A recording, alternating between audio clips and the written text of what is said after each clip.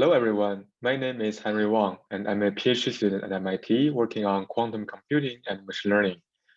I'm very glad to introduce our recent work on QOC, quantum on-chip training with parameter shift and gradient pruning. Here is the outline of our today's talk. Our QOC work focuses on parameterized quantum circuit, and we want to improve the scalability and robustness of parameterized quantum circuit training.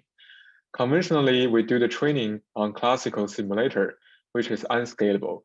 In QOC, we propose to directly use the quantum machine to calculate the gradients of the parameters, which is highly scalable.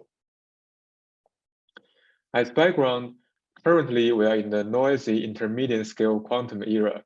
The noisy here means the qubits are very sensitive to the environment, and the quantum gates are unreliable. The intermediate scale means we have only limited number of qubits from tens to hundreds. In our work, we focus on parameterized quantum circuits, or PQC. PQC contains fixed gates and parameterized gates.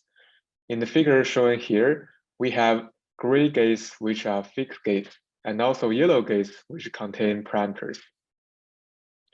PQCs are commonly used in hybrid classical quantum models and shows promise to achieve quantum advantages. Typical QOC circuit includes VQE circuit, quantum neural nets, and QAOA circuits. The challenge of on-chip training is noise.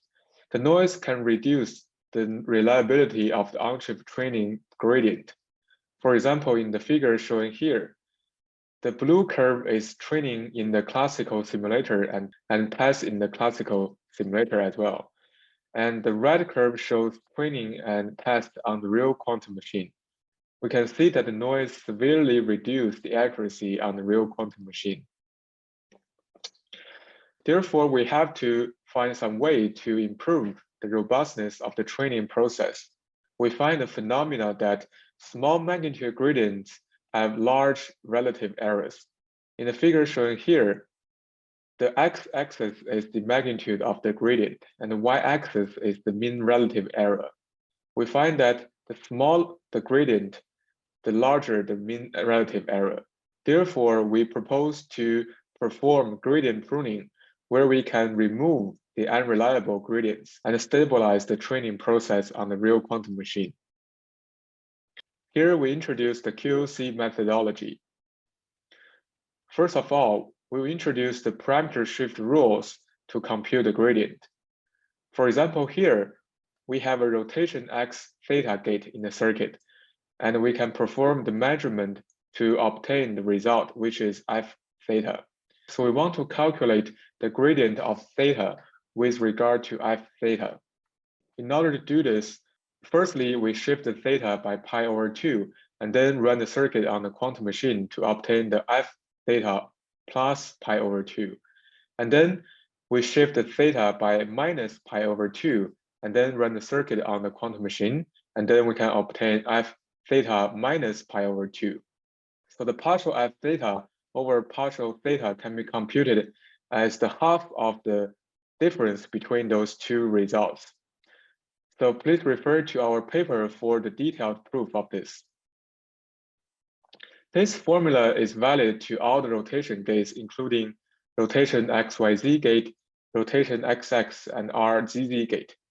Therefore, in order to compute the gradient of one parameter, we have to perform 2 runs on the real quantum machine, as shown in the formula here. Here we show the pipeline to compute the gradients with regard to a specific task.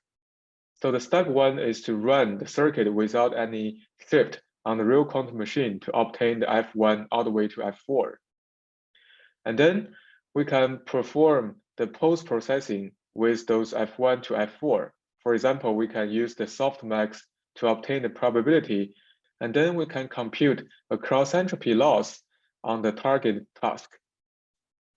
And for the step 3, we can perform the backpropagation to compute partial loss over partial f theta. And then, as we introduced before, we can shift the theta by twice, and then run the circuit on the real quantum machine to compute the partial f theta over partial theta I. Finally, we can use the chain rule to obtain the partial loss over partial theta I. And because there are 4 qubits and 4 passes to go from the loss to the theta I, therefore we can sum the gradients over 4 passes here to obtain the final partial loss over partial theta I. So this process can be done on the real quantum machine, but there is one challenge here, which is a large quantum noise. We want to mitigate noise impact to the training process. So motivated by the phenomena that small magnitude gradients have large relative errors, we propose probabilistic gradient pruning to remove those unreliable gradients. So the gradient pruning contains 2 windows interleaved. We firstly have accumulation window and then pruning window. In the accumulation window, we want to identify those gradients with small magnitude. And in the pruning window, we will perform the pruning of the gradients. So here we keep a record of the accumulated gradient magnitude. So for each step, we can obtain the current magnitude and then accumulate that to the accumulated magnitude. So when we have the second step, we get the current magnitude and then accumulate them to the accumulated magnitude list. Similarly, we do the process for all the steps in the accumulation window. Then in the pruning window, we firstly normalize the accumulated gradient magnitude to a probability distribution, where we make sure that the probability of all the theta here add up to 1. Then we can perform the gradient pruning. Specifically, for each step, we will use the probability distribution to sample a predefined ratio of the gates, and then we don't do compute the gradients for those parameters. Therefore, we can avoid those unreliable gradients and also improve the training speed. Here we go to the evaluation of our method. The benchmarks we use contains quantum machine learning tasks. For example, the MNIST handwriting digit classification 4 class and 2 class, fashion MNIST, and also vowel 4 classification. And then for the variational quantum eigensolver task, we use the hydrogen molecule. For the quantum device, we leverage the IBM-Q quantum device with number of qubits from 5 to 7 and the quantum volume from 8 to 32. We also use different circuit architectures here. Here we firstly have a look at the quantum neural nets training curve. So the gray curve here shows the classical training process, and the x-axis here is the number of inference, and the y-axis is the deployment accuracy tested on the real quantum machine. So the gray curve here shows the training on the classical simulator and then test on the real machine. Here we also have the training and test both on the real quantum machine result. We can see that the conversion speed of training on the quantum machine is slower than the training on classical simulator. And finally, for the QOC method, we apply the gradient pruning, which is shown in the green curve. We can see that with gradient pruning, the result on the real quantum machine can improve by 2% to 4%.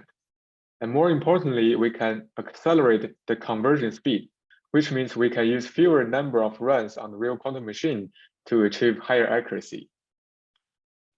We also perform experiments on the variational quantum eigensolver on the real quantum machine. And here, the x-axis is the number of inference, and the y-axis is the test loss of the VQE result on the IBM-Q Quito machine. And y-axis is the estimated ground state energy running on the real quantum machine, IBM-Q Quito. So the ground state energy is the lower the better.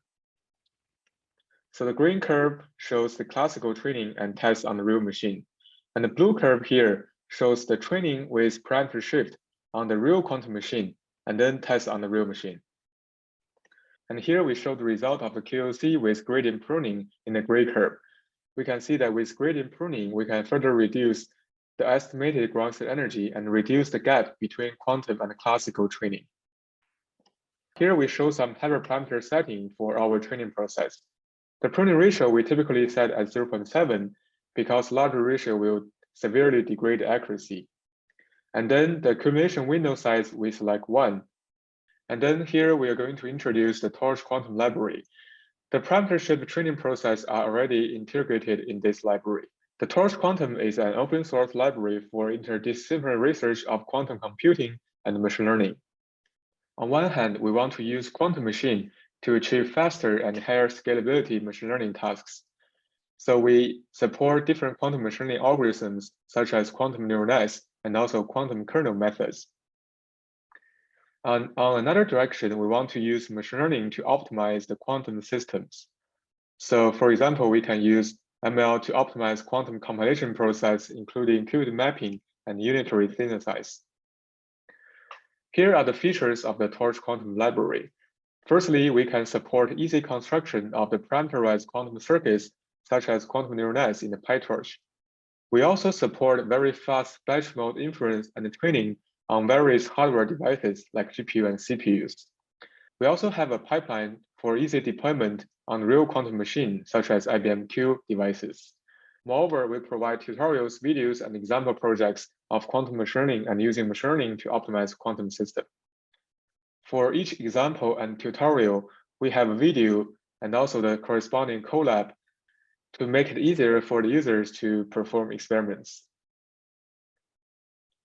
Finally, as conclusion, we propose QOC, which is the first experimental demonstration of quantum on-chip training with parameter shift. And we can achieve higher scalability than training on classical simulator. And we have over 90% and 60% of accuracy for 2-class and 4-class classification tasks. We further propose gradient pruning to improve the robustness of the training process and reduce the training time by over 2x. Finally, we also open source the Torch Quantum Library to facilitate research in the area of quantum plus machine learning. Thank you for listening, and for more information, please visit our website at qml6.mit.edu. Thank you.